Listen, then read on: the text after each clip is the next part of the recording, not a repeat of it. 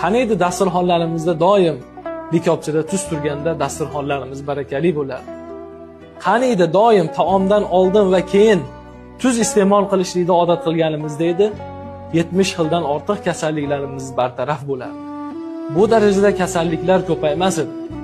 Chunki dasturxonda doim tuz turishligi barakotli bo'ladi va kasalliklarga shifo bo'ladi. Nimaga? Chunki eskilardan bizga ma'lumki, doim dasturxonlarda taomdan oldin va keyin tuz iste'mol qilishlikni odat qilishgan. Dasturxonga qachon o'tirishsa, qo'llarini tuzga tegizishgan va shu ilashib chiqqan tuzni iste'mol qilishgan. Taomdan keyin ham xuddi shunday.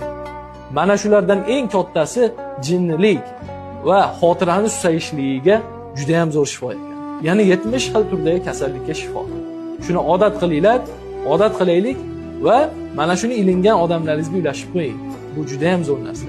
Dasturxoningizda doim likopchada tuz tursin.